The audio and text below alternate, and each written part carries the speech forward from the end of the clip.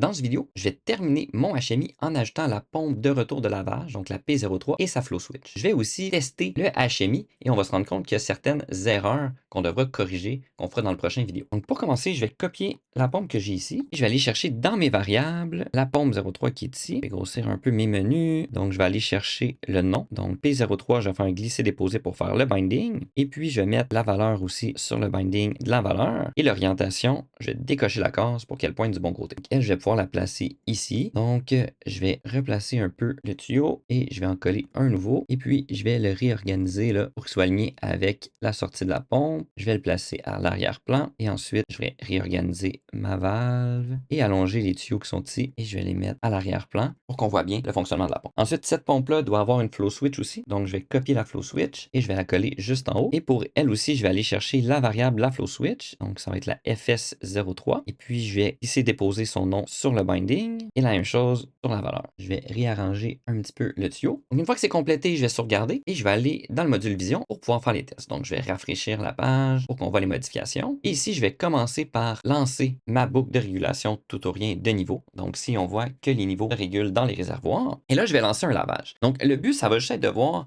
si les activations des valves et des pompes sont bonnes. Et puis, on va s'assurer aussi que la régulation de température débute. Donc, ça, on peut le commencer tout de suite. Donc, si je mets une demande de lavage ici, bon, ça chauffe. Si je la déconnecte, c'est bon. Même chose pour la deuxième. Et même chose pour le réservoir 3. Donc, peu importe quel réservoir a une demande de lavage, la boucle de température s'active. Maintenant, si je débute un lavage, par exemple sur le réservoir 1, on va remarquer certains petits problèmes. C'est ce qu'on va corriger par la suite. Donc, vous voyez peut-être déjà la flow plate. Il va falloir ajouter ça dans la programmation qu'on fera dans le prochain vidéo. Donc, si on veut juste s'assurer de vérifier le fonctionnement des vannes. Donc, si je vais mettre le réservoir sale, donc le lavage devrait démarrer. Donc, si on voit que la pompe s'active et on rince, maintenant on recircule sur l'eau chaude. Et ici, on voit que ces deux réservoirs-là se remplissent parce que la pompe, elle, eh bien, il faut qu'elle soit connectée sur une des trois flow plates. Ce n'est pas le cas pour le moment. Ensuite, on fait le vidange ou le rinçage avec l'eau froide. On fait le refroidissement. On voit que les pompes s'activent, les flow switch s'activent, la vanne s'active. Et on voit aussi les vannes de drain. Elle, on l'a vu s'activer. Et là, ici, on voit la vanne de drain qui s'active à la fin.